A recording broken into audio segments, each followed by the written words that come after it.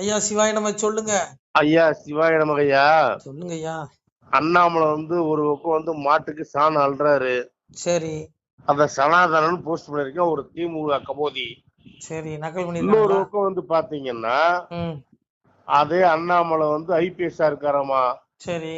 அதுக்கு பேர் திராவிட மாடலாமா. சரி.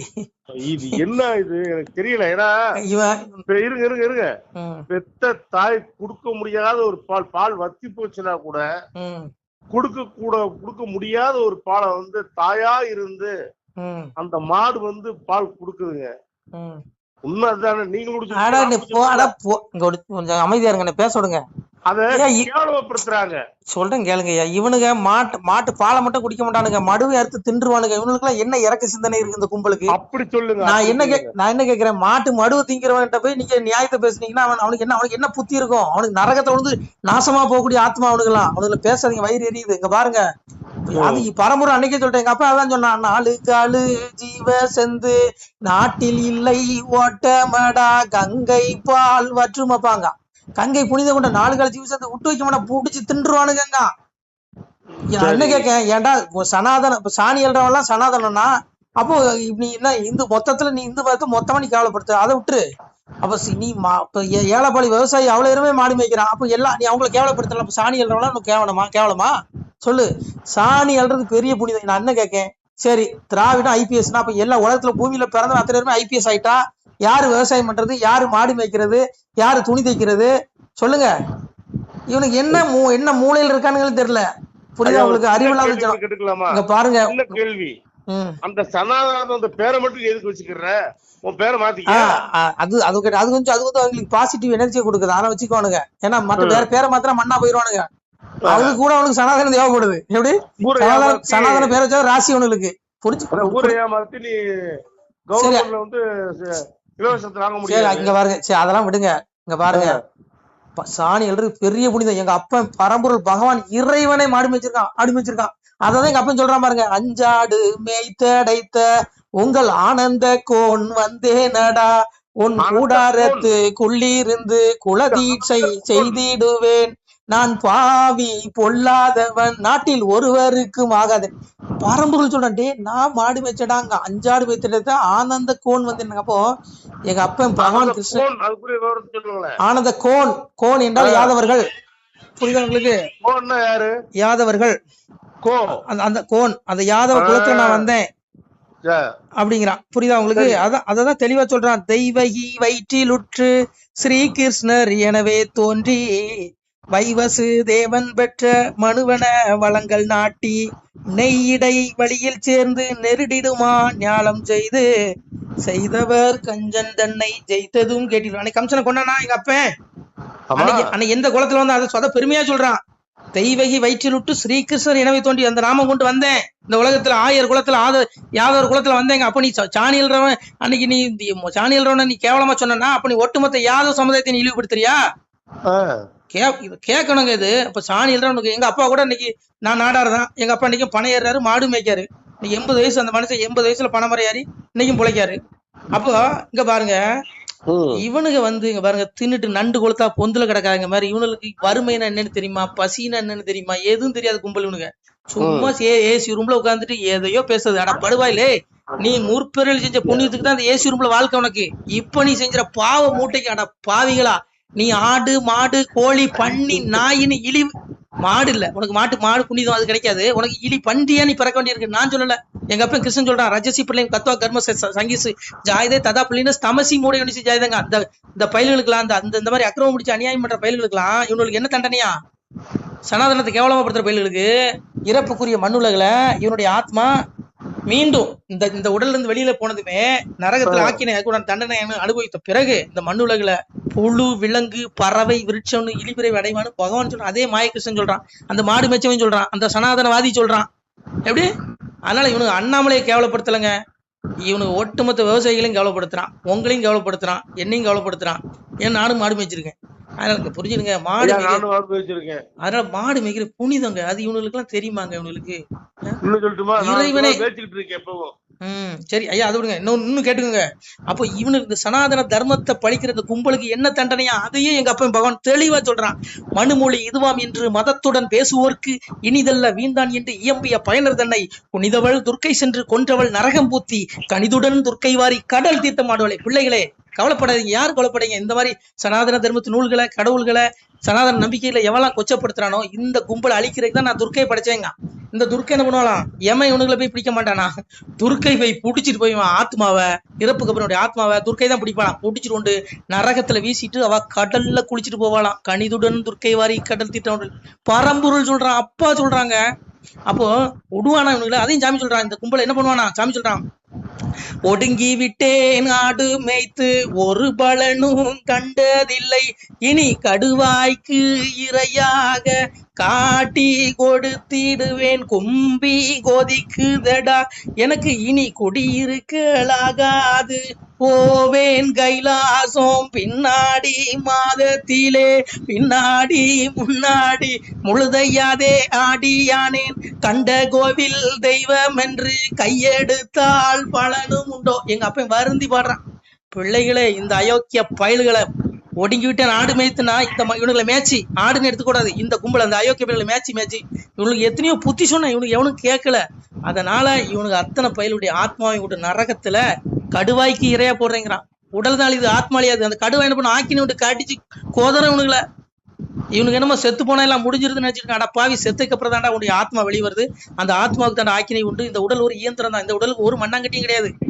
இந்த உடல்ல இருக்க ஆத்மா தான் எல்லாத்தையும் அனுபவிக்குது. வலி, வேதனைகள், இன்ப துன்பம் எல்லாத்தையும் இந்த ஜீவாத்மா தான் அனுபவிக்கிறான். இந்த ஜீவாத்மாவுக்கு அவ்வளவு தண்டனை இருக்கு. அதனால இந்த சனாதன தர்மத்தை பழிக்கிற இந்த படுபாவிகளுக்கு அவ்வளவு பெரிய ஆக்கினை இருக்குன்னு எங்க அப்பன் பகவான் அந்த மாடு மேய்ச்சவன் சொல்றான். விடுவானா இவன?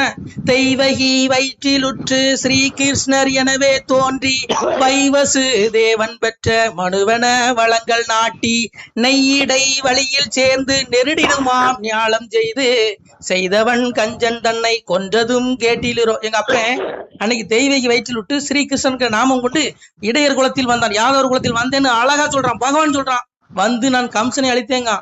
அந்த கம்சன் அழிச்சவனுக்கு இவனுக்கெல்லாம் ஏமாத்துறேன் கொசு. அட மூட்டை பூச்சியா நசிக்கிடுவான். இவனுக்கு ஏமாத்துறோம் அந்த கும்பல். இவனுக்கு என்னையா தெரியும்? நான் என்ன கேக்குறேன், நீ தொடர்ந்து சனாதன தர்மத்தை பழிக்கிறானுங்க ஐயா. ஐயோ, சனாதனம் உனக்கு என்னடா பண்ணிச்சு? உன் வாயில மண்ணையாடா அள்ளி போட்டுச்சு. ஏன்டா சனாதனம் ஒழுக்கத்தை கடைபிடிக்க சொல்லுதுடா. உங்கள்கிட்ட அது இருக்குதா சொல்லு. இவனுக்கு சனாதன தர்மம் இங்க பாருங்கய்யா, இந்த பாருங்க பிரகிருதியில எவன் ஒரு நாய் ஒண்ணு வயிறு வளர்க்குது இல்ல. சரி இங்க பாருங்க, தனி மனித விமர்சனத்தை விடுங்க, எல்லாம் அப்பா பாத்துக்கிடுவாரு. அப்பா சொல்லிட்டாங்க, நான் பாத்துக்கிறேன்.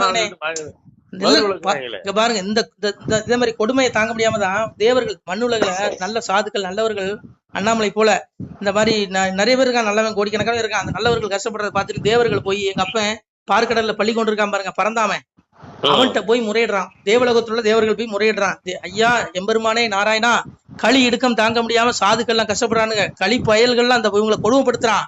அப்போ நீ இவனை எப்பயா அழிப்ப இந்த கும்பல் அப்படின்னு சொல்லும் பொழுது எங்க அப்ப நாராயணன் அந்த பள்ளி கொண்ட பெருமாள் சொல்றான் பாருங்க, வாரி வரம்பை விட்டு வையகத்தில் வாராமல் காரியமாய் பள்ளி கடலில் துயில்வன், அந்த கடலில் துயின்று கொண்டிருக்க எங்க அப்பன் பரம்பொருள் சொல்றான், தேவர்கிட்ட சொல்றான், இந்த படுவாயில எப்படி அழிப்பானா? எல்லாம் சான்றோர் கையாலே எள்ளு நீரும் களிக்கிரைத்து பொல்லா களியை நரகமதில் புக்க அடித்து பேயோடு கொள்ள விடைகள் கொடுப்பேன் நான் கூண்ட சான்றோர் கையதிலே வல்லோர் புகழும் தேவர்களே மனமது செடைய வேண்டும். தேவர்களே போய் வேலையை பாரு, நான் பாத்துக்கிறேன்.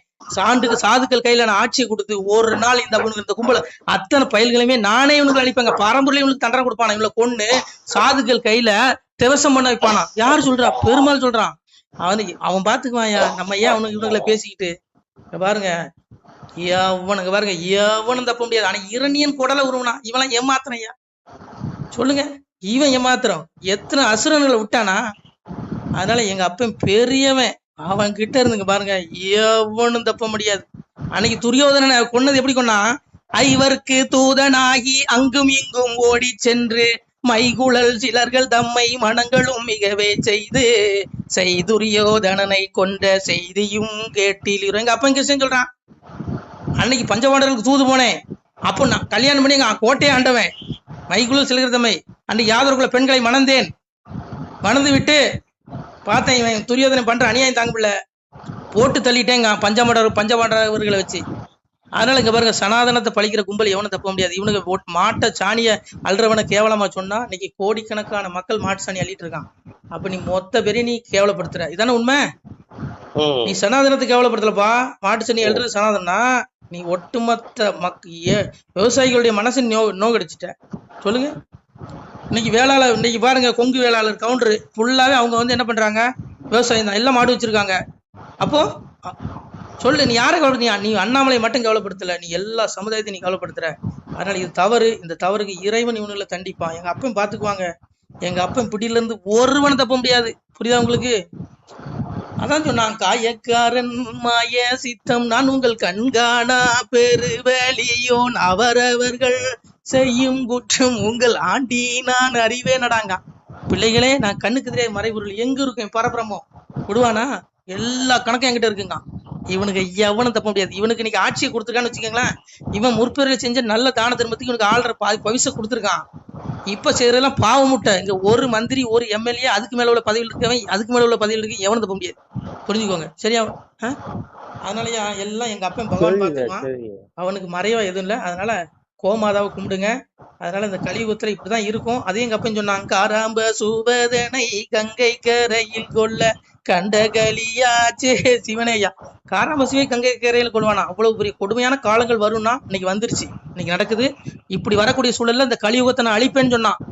அதனால விரைவில் இந்த கலியுகம் அழிந்து தர்மயுகம் வரும். தர்மயுகத்துல சாதுக்கள் மட்டும் அலங்கரிப்பார்கள், அவர்கள் மட்டும்தான் இருப்பான். அதுக்குள்ள இந்த பயல்கள் அவ்வளத்தையும் கொண்டு அங்க நரகத்தை கொண்டு போயிருவான். புரியுதா உங்களுக்கு? அது நான் சொல்ல, எங்க அப்பன் சொல்றான், ஆதியாம் வைந்தராசர் அருள் சங்கோல் ஏந்தி தர்ம சோதியின் ஒளி போல் ரத்தினம் துளங்கிய முடியும் சூடி நீதி போல் தர்மனியாய நெறி புரிந்த அரசையாள சாதியாம் உயர்ந்த சான்றோர் தன்னையை வருத்தி சொல்வார். சனாதன தர்மத்து பிள்ளைகளை அப்படியே பூ போல தர்மயுகத்துக்கு எடுத்துக்கிறான். நல்ல பிள்ளைகளை எடுத்து அவனுக்கு செங்கோலை கொடுத்து ஆள வைப்பேன். இறைவன் சொல்றான், சொர்க்கத்துக்கு இணையா இருக்குமா இந்த பூலகம்? அங்க வந்து நீதிமன்றம் இருக்காது, தர்மயுகத்துல காவல் நிலையம் இருக்காது, ராணுவம் இருக்காது, எந்த எல்லை, நாட்டு எல்லை இருக்காது. ஏன்னா எல்லாம் நல்லவன் மட்டும் தான் பூமியில இருப்பான். நீங்க தங்கத்தையே போட்டாலும் ரோட்ல அங்கதான் கிடக்கும், எவனும் எடுக்க மாட்டான். நோய் நொடிகள் கிடையாது. அந்த வஸ்து அது நல்ல பிள்ளைகளுக்கு கொடுப்பேங்கிறான். நான் சொல்லல, எங்க அப்பா சொல்றான். கலியுகம் அழிகிற வரையும் இப்படிதான் இருக்கும். அதனால கொஞ்சம் பொறுமையா இருக்கேன். சனாதனத்தை எந்த கொம்பனாலையும் ஒன்னும் கிழிக்க முடியாது. ஆனா சனாதனத்தின் நூல்களை நீ ஒண்ணு வேண்டாம். எங்க அப்பாவுடைய திருவாசகத்தை நீ வந்து ஒண்ணு வேண்டாம், நீ காதுல கேளு. உனக்கு படிக்க நேரம் இல்லையா? எங்க அப்பா சொல்றான் பாருங்க, வாசிக்க கேட்டு மகிழ்ந்திருந்த அன்பருக்கு பூசித்து நின்ற பூரணங்கள் கிட்டுமடாங்கிறான். இப்ப நான் திருவாசகத்தை சொன்னேன்னா எங்க அப்பாவுடைய வாசகம், நீ அதை கேட்டாலே உன்னுடைய பாவம் தொலைங்கிறான், உனக்கு பூரணங்கள் எல்லாம் கிடைக்கும், உனக்கு மோட்சமும் கிடைக்குங்கிறான். அததான் சொன்னான், தினமொரு நேரம் எந்தன் திருமொழி அதனை கேட்டால் பணிவெல்லம் போலே பாவம் பறந்திடும் நிசைமே சொன்னோம் கனிமொழி சோதி வாக்கும் கையெழுத்தாதி நோக்கும் துணிவுடன் கேட்டோர் உற்றோர் தொலைத்தனர் பிறவிதனை. எங்க அப்பாவுடைய திருவாசகத்தை காதுல கேட்டால் புண்ணியம். நீ கோயில போய் உருண்டு கும்பிடாண்டா, புரண்டு கும்பிடாண்டா, சஷ்டி விரதம் இருக்க வேண்டாம், நீ பூக்குழி இறங்க வேண்டாம், ஆடு வெட்டாண்டா, கோழி வெட்டாண்டா, பண்ணிய வெட்டாண்டா, ஒண்ணும் பண்ணாண்டா. எங்க அப்பாவுடைய திருவாசகத்தை நீ காதுல கேட்டாலும் உனக்கு அவ்வளவு பலன் இருக்கும், பாவங்கள் மணிக்கு மோட்சம் கிடைக்கும். அதனால அதுக்கு தேடுங்க. இவனுங்களை விட்டு தெலுங்க, இவனுங்கெல்லாம் அவன் பாத்துக்கிடுவாங்க. சரிங்களா? அண்ணாமலை விடுங்க, அண்ணாமலை என்ன பண்ணுவார் பாவம். எங்க அப்பா மாய கிருஷ்ணன் பாத்துக்குவான். நமசிவாய். சிவாய நம. திருச்சிட்டம்பலம், தில்லையம்பலம், பொன்னம்பலம். சிவாய நம. உறவுகளே, சிவ அன்பர்களே, தற்போது தாங்கள் இந்த வீடியோவில் பார்க்கக்கூடிய இடத்துல ஒரு சிவாலய திருப்பணி ஒன்று நடந்து கொண்டிருக்கிறது. இந்த இடத்துல பார்த்தீங்கன்னா முன்பு ஒரு காலத்தில் வந்து ஒரு சிவாலயம் இருந்திருக்குது. அதாவது இந்த ஏரியா வந்து இப்போ வந்து ஒரு தென்னை மரங்கள், பனைமரங்கள் சூழ்ந்த காடாக இருக்கிறது. முன்பொரு காலத்தில் இங்கே ஒரு ஊர் இருந்ததாக சொல்கிறாங்க. ஆனால் இப்போது சுற்று வட்டாரத்தில் 5 கிலோமீட்டர் சுற்றுலா ஊரே கிடையாது, காடு. இப்போ இந்த இடத்துல ஒரு சிவாலயம் வந்து அமையிருக்கிறது. இந்த சிவாலயத்தில் வந்து அந்த சாமியுடைய திருமணியை வந்து எடுத்து வச்சிட்டோம். திருப்பணி முடிஞ்சதுக்கப்புறம் பிரதிஷ்டை பண்ண இருக்கிற உறவுகளே, தற்போது இந்த வீடியோ பார்க்கக்கூடிய உறவுகள் தங்களால் முடிந்தால் ஒரு சின்ன உதவி செஞ்சு கொடுங்க. எங்கள் இடத்துல பொருளாதாரம் இல்லை. அதனால் பார்த்திங்கன்னா அந்த வேலையெல்லாம் அப்படியே நின்று போச்சு. பாருங்கள், இந்த அப்படியே பாதியிலே நிற்கிது இந்த சிவாலய திருப்பணி வந்து. பக்த கோடிகள், அன்பு உள்ளங்கள், தயவுசெய்து நீங்கள் உதவி செய்ய விருப்பமுள்ள உறவுகள் உதவுங்க. உங்களுக்கு கோடி புண்ணியம் கிடைக்கும். இந்த சாமியோடைய அருள் அனுகிரகம் உங்களுக்கு கண்டிப்பாக கிடைக்கும். இது வந்து ஒரு புகழ்பெற்ற சிவாலயம் கூட சொல்லலாம். சாமியோட திருமணியை எடுத்து வச்சிட்டோம். இந்த இடத்துல பார்த்திங்கன்னா ஒரு வாசி தண்டம் இருக்குது. அந்த காலத்தில் ஒரு முனிவர் யாரோ தவம் செஞ்சுருக்காங்க. அவங்களுடைய வாசி தண்டம் அவர் திருக்கரங்களால் எழுதின ஓலைச்சுவடி கூட இன்றும் இருக்குது, இன்னும் பாதுகாக்கப்பட்டு வருது. அது கோயில் திருப்பணி முடிஞ்சதுமே அதையும் நாங்கள் அந்த வழிபாட்டுக்கு வச்சுடுவோம். இந்த சிவாலய திருப்பணி வந்து சாமி திருநாமம் வந்து முக்தீஸ்வரர் அப்படிங்கிற திருநாமத்தில் வழங்குறாரு. நெல்லை மாவட்டம் நாங்குநேரி தாலுகாவில் இந்த சிவாலயம் அமைய இருக்கிறது உறவுகளே. இந்த வீடியோ பார்க்கக்கூடியவங்க ஒரு 2 பேருக்காவது கொஞ்சம் ஷேர் பண்ணுங்கள். இந்த வீடியோ பார்க்கக்கூடிய யாராவது ஒரு சின்ன உதவி செஞ்சால் இந்த ஆலய திருப்பணி வந்து கண்டிப்பாக நாங்கள் வெற்றிகரமாக முடித்துவிடுவோம். பாருங்கள், அந்த வேலை எல்லாமே அப்படியே நிற்கிது. கல்லெல்லாம் இறக்கி போட்டிருக்கோம். இன்னும் நிறைய கற்கள் தேவைப்படுது. சுவாமியோடைய அந்த திருக்கோபுரம் பார்த்திங்கன்னா லிங்க வடிவிலே அமைக்க இருக்கிறோம். உதவுங்கள் உறவுகளே. உங்களுக்கு அப்பா சிவபெருமானுடைய அருள் நிச்சயம் கிடைக்கும். எம்பெருமான் சொல்வான், வாழுவீர் தாழ்வில்லாமல் மக்களும் கிளைகள் கொஞ்சி நாளுமே மகிழ்ச்சியை கூர்ந்து நலமுடன் வாழும்போது நீளுமே எனது செங்கோல் நீதியும் நெறிபோல் வந்து ஆளுமே உங்கள் தன்னை அன்புடன் அலையாவண்ணம். உங்களை எம்பெருமானுடைய அப்பாவுடைய திருவாசகத்தாலேயே வாழ்த்துறோம் உறவுகளே. ஆணுடன் பெண்ணும் பெற்று அதிகமாய் செல்வமாகி தானுடன் நினைவுமுற்று தர்மமும் நெறியும் கற்று வேணும் நீள் காலமெல்லாம் வெள்ளியர் உடனே வாழ்ந்து போனுதல் கமலநாதன் பொற்பதம் பெற்று வாழ்வீர். அந்த ஈசனுடைய பொற்பதம் நிச்சயம் கிடைக்கும். உங்களுக்கு இகத்திலும் சுகம், பரத்திலும் சுகம். உங்களுடைய கர்ம வினைகள் மன்னிக்கப்பட்டு உங்களுக்கு நிச்சயம் மோட்ச வீடு கிடைக்கும். இகத்தில் பூரண ஆயுளுடன் நோய் நொடி இல்லாமல் வாழ்ந்து நீங்கள் பரவாழ்வும் பெறுவீர்கள் உறவுகளே. மக்களே, நீங்கள் எல்லாம் வாழ்பொன்னம் பதியிற் சென்று முக்கியமான யுகநில மதிலே தன்னால் கக்கிய பொன்கள் ஸ்வர்ணம் கைமணம் குளிர அன்னம் பொக்கிஷம் நிறைய வைத்து புகழ உண்டு இனிதாய் வாழ்வீர். இந்த இகவாழ்வும் பரவாழ்வும் உங்களுக்கு சுகப்பட அப்பன் ஈசனர்களால் வாழ்த்துகிறோம். இந்த திருப்பணிக்கு உதவி செய்ய ஒரு ஜிபே எண் சொல்கிறோம். இந்த எண்ணில் நீங்கள் உதவலாம். நீங்கள் இந்த எண்ணிலே நீங்கள் தொடர்பு கொள்ளலாம். ஜிபே, ஃபோன்பே, வாட்ஸ்அப் எல்லாம் இந்த நம்பர் தான். 93 85 44 31 06 93 85 44 31 06. இந்த எண்ணில் நீங்கள் உதவலாம், தொடர்பும் கொள்ளலாம். வாட்ஸ்அப்பும் இந்த எண்ணு தான், ஜிபே இந்த எண்ணு தான் உறவுகளே. முடிந்தளவுக்கு 2 பேருக்காக ஷேர் பண்ணுங்கள். இந்த வீடியோ பார்க்கக்கூடிய யாராவது ஒருத்தர் சின்ன உதவி, நீங்கள் வந்து பெரிய அளவில் செய்யணும் கூட, நீங்கள் ₹1 நீங்கள் தந்தாலும் மனசார வேண்டி ஏற்றுக்கிறோம் உறவுகளே. உதவுங்கள். முடிஞ்ச அளவுக்கு கொஞ்சம் ஷேர் பண்ணுங்கள். நன்றி. சிவாய நம. திருச்சிற்றம்பலம், தில்லையம்பலம், பொன்னம்பலம். உறவுகளே, நம்ம இந்த இடத்துல வாழ்ந்து மறைந்த ஒரு சித்த மகாபுருஷர் பயன்படுத்திய பல 100 ஆண்டுகளுக்கு முன்பு உள்ள வாசி தண்டம் ஒரு சித்த மகாபுருஷர் பயன்படுத்தியது. அவர் திருக்கரங்களால் எழுதிய அந்த ஓலைச்சுவடி கூட பாருங்கள், இன்னும் பாதுகாக்கப்பட்டு வருது. இந்த சிவாலயம், நம்முடைய அந்த சிவாலய திருப்பணி முடிந்ததுமே எம்பெருமான் அவர் எழுதிய அந்த சிவனை பற்றி புகழ்ந்து எழுதிய அந்த பாடல் வரிகள் இதில் இருக்குது. இந்த வாசி தண்டம் அவர் பிரதிஷ்டை செய்த அந்த லிங்க திருமேனியையும் இந்த இடத்துல நாம் இந்த ஆலயம் கட்டி நாம் பிரதிஷ்டை செய்திருக்கிறோம். அனைவரும் இந்த ஆலய பிரதிஷ்டைக்கு கண்டிப்பாக வரணும். முடிஞ்ச அளவுக்கு வீடியோ பார்க்குறவங்க உதவி பண்ணுங்கள் உறவுகளை. பொருளாதாரம் இல்லாமல் திருப்பணி நின்று போச்சு. முடிஞ்ச அளவுக்கு ஷேர் பண்ணுங்கள், உதவுங்க. நன்றி. நம சிவாய. திருச்சிற்றம்பலம், தில்லையம்பலம், பொன்னம்பலம். இந்த புண்ணியபுலன் தங்களுக்கு உடான கூடிய வரும் உறவுகளை. நம சிவாய.